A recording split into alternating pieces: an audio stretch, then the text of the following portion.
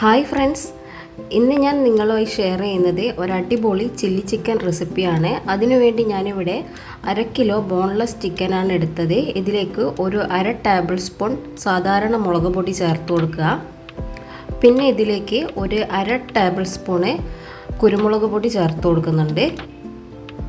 പിന്നെ ഒരു 1/4 teaspoon soya sauce ചേർത്ത് കൊടുക്കുന്നുണ്ട്. പിന്നെ 1/2 ടേബിൾ സ്പൂൺ കോൺഫ്ലവർ ചേർത്ത് കൊടുക്കുക.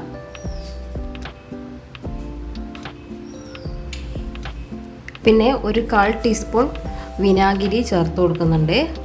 പിന്നെ ഒരു മുട്ട, ചിക്കൻ്റെ അളവിനനുസരിച്ച് മുട്ടയുടെ എണ്ണം കൂട്ടണം. 1 കിലോ ആണെങ്കിൽ 2 മുട്ട എടുക്കണം. ഇതിപ്പോൾ ഞാൻ 1/2 കിലോ ചിക്കൻ ആയതുകൊണ്ട് 1 മുട്ട എടുത്തത്. പിന്നെ ഇതിലേക്ക് 1 ടേബിൾ സ്പൂൺ ഇഞ്ചി വെളുത്തുള്ളി പേസ്റ്റ് കൂടി ചേർത്ത് കൊടുക്കുന്നുണ്ട്. പിന്നെ ഇതിലേക്ക് ആവശ്യമായ ഉപ്പും കൂടി ചേർത്ത് എല്ലാം കൂടി ഒന്ന് നന്നായി മിക്സ് ചെയ്തെടുക്കുക. പിന്നെ ഞാനിതിൽ കാശ്മീരി മുളക് പൊടി കൂടി ചേർത്തിരുന്നു. ഇതിലേക്ക് കൊട്ടുന്ന വീഡിയോ മിസ്സായിപ്പോയി. അപ്പോൾ ഒരു കളറിനൊക്കെ വേണ്ടിയിട്ട് ഞാനൊരു 1 ടേബിൾ സ്പൂൺ കാശ്മീരി മുളക് പൊടി കൂടി ചേർത്തിരുന്നു. ഇനി ഇതൊരു അരമണിക്കൂർ റെസ്റ്റ് ചെയ്യാൻ വെക്കുക. അതിനുശേഷം ഇതൊന്ന് ഫ്രൈ ചെയ്തെടുക്കുക. ഞാനിപ്പോൾ ഓയിലിലാണ് ഇത് ഫ്രൈ ചെയ്തെടുക്കുന്നത്. ചില്ലി ചിക്കൻ മുഴുവനും ഞാൻ ഓയിലിൽ തന്നെയാണ് ഉണ്ടാക്കുന്നത്. അപ്പോൾ ഓയിൽ നന്നായി ചൂടായതിന് ശേഷം ഓരോന്നായി ഇതിലേക്ക് ഇട്ട് കൊടുക്കുക. ഡീപ്പ് ഫ്രൈ ചെയ്തെടുക്കേണ്ട ആവശ്യമില്ല, ഷാലോ ഫ്രൈ ചെയ്താൽ മതി. ഒരു ഭാഗം ഫ്രൈ ആയി മറ്റേ ഭാഗം തിരിച്ചിട്ട് കൊടുക്കുക, അങ്ങനെയല്ല ചെയ്യേണ്ടത്. ഇടയ്ക്ക് ഇത് ഇളക്കി ഇട്ട് കൊടുക്കുക. നന്നായി മൊരിഞ്ഞ് വരണ്ട.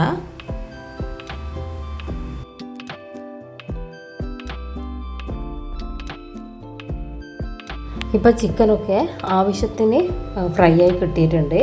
ഇനി ഇതൊരു പാത്രത്തിലേക്ക് മാറ്റി കൊടുക്കുക.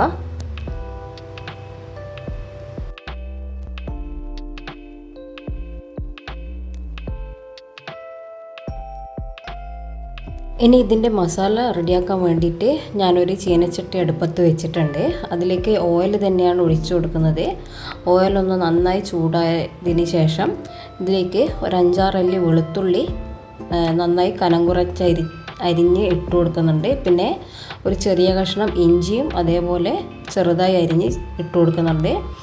രണ്ടും കൂടി ഒന്ന് നന്നായി വഴറ്റിയെടുക്കുക. അത് കരിഞ്ഞു പോവേണ്ട, ലോ ഫ്ലെയിമിലിട്ടിട്ട് വഴറ്റിയെടുക്കുക. ചെറിയൊരു കളറ് മാറ്റം വരുമ്പോൾ അതിലേക്ക് ബാക്കി സാധനങ്ങൾ ചേർത്ത് കൊടുക്കുക. പച്ചമുളക് ചേർത്ത് കൊടുക്കുക. ഞാനിവിടെ ഒരു 3 മീഡിയം വലിപ്പമുള്ള പച്ചമുളകാണ് എടുത്തത്. ഇനി ഇതിലേക്ക് എരിവ് ചേർക്കുമ്പോൾ ശ്രദ്ധിക്കണം. കാരണം ചിക്കനിലൊക്കെ നമ്മൾ മുളക് പൊടിയൊക്കെ ചേർത്തതാണ്, കുരുമുളകും മുളക് പൊടിയൊക്കെ ചേർത്തതാണ്. അപ്പോൾ എരിവ് കുറച്ചെടുക്കുക ഇതിലേക്ക്, മസാലയിലേക്ക്. അപ്പോൾ പച്ചമുളകും കൂടി ചേർത്ത് അതൊന്ന് വഴറ്റിയെടുക്കുക. പിന്നെ ഞാനിവിടെ ഒരു മീഡിയം വലിപ്പമുള്ള ഉള്ളി ഒരു 4 സ്ലൈസായിട്ടാണ് അരിഞ്ഞത്. കുറച്ച് വലിപ്പത്തിൽ തന്നെയാണ് അരിഞ്ഞത്. അപ്പോൾ ഇത് ഓരോന്നായി അടർത്തിയതുപോലെ അടർത്തി വെച്ചിട്ടുണ്ട്. അപ്പോൾ ഉള്ളിയും കൂടി ഒന്ന് ഇതിലേക്ക് ചേർത്ത് കൊടുക്കുക. നല്ല ബ്രൗൺ കളർ ആവണ്ട, ഹൈ ഫ്ലെയിമിൽ ഇട്ടിട്ട് തന്നെ ഒന്ന് വഴറ്റിയെടുക്കുക. ചിക്കൻ കറിക്ക് ആക്കുന്നത് പോലെയല്ല ഇതിൽ വേണ്ടത്. ഉള്ളിയൊക്കെ ഒന്ന് കടിക്കാൻ കിട്ടണം ചില്ലി ചിക്കന്. അപ്പോൾ ചെറിയൊരു കളർ മാറ്റം വരുന്നത് വരെ ഒന്ന് വഴറ്റിയെടുക്കുക. അതിനുശേഷം ക്യാപ്സിക്കവും ഞാൻ ഇതേപോലെ വലിപ്പത്തിൽ തന്നെയാണ് അരിഞ്ഞെടുത്തത്. ഒരു ക്യാപ്സിക്കമാണ് എടുത്തത്. ക്യാപ്സിക്കവും ചേർത്ത് കൊടുക്കുക. ക്യാപ്സിക്കം ചേർത്തതിന് ശേഷം ഇനി ഇതിലേക്ക് പൊടി ചേർത്ത് കൊടുക്കുക. ഒരു 1/2 table spoon Kashmiri chilli powder ചേർത്ത് കൊടുക്കുക. പിന്നെ ഒരു 1/4 ടീസ്പൂണ് കുരുമുളക് പൊടി ചേർത്ത് കൊടുക്കുക. എരിവ് ചേർക്കുമ്പോൾ ശ്രദ്ധിക്കുക. ഇനി ചിക്കനിലൊക്കെ ചേർത്തത് കൊണ്ട് കുറച്ചളവ് കുറക്കണം. പിന്നെ ഇതിലേക്ക് ഒരു 1/4 ടീസ്പൂൺ സോയാ സോസ് ചേർത്ത് കൊടുക്കുന്നുണ്ട്. പിന്നെ 2 ടേബിൾ സ്പൂൺ അളവിൽ തക്കാളി സോസ് ചേർത്ത് കൊടുക്കുന്നുണ്ട്. തക്കാളി സോസും കൂടി ചേർത്ത് നന്നായി മിക്സ് ചെയ്യുക. പിന്നെ ഞാനിവിടെ 1.5 ടേബിൾ സ്പൂൺ കോൺഫ്ലവറാണ് കുറച്ച് വെള്ളത്തിൽ കലക്കിയത്. പച്ചവെള്ളത്തിൽ തന്നെ 1.5 ടേബിൾ സ്പൂൺ കോൺഫ്ലവറാണ് കലക്കി വെച്ചത്. കോൺഫ്ലവർ ഇതും കൂടി ഇതിലേക്ക് ഒഴിച്ചു കൊടുക്കുക. ഇനിയിപ്പോൾ ഇതിൽ ഗ്രേവി നല്ലോണം വേണമെന്നുണ്ടെങ്കിൽ കുറച്ച് വെള്ളം കുറച്ച് കഴിഞ്ഞിട്ട് ഒഴിക്കുക. ചിക്കനൊക്കെ ചേർത്ത് കഴിഞ്ഞതിന് ശേഷം സാധാരണ വെള്ളം ഒഴിച്ചു കൊടുക്കുക. അല്ലെങ്കിൽ കുറച്ചുകൂടി കോൺഫ്ലവർ കലക്കിയിട്ട് ഒഴിച്ചു കൊടുക്കുക. ഇനി തിക്നെസ് വേണ്ട, ഗ്രേവി വേണ്ടെന്നുണ്ടെങ്കിൽ അധികം വെള്ളമൊന്നും ചേർക്കണ്ട. ഇതെല്ലാം കൂടി ഒന്ന് നന്നായി മിക്സ് ചെയ്തതിന് ശേഷം ഇതിലേക്ക് ചിക്കൻ ചേർത്ത് കൊടുക്കുക. നമ്മൾ ഫ്രൈ ചെയ്ത് വെച്ച ചിക്കൻ ചേർത്ത് കൊടുക്കുക.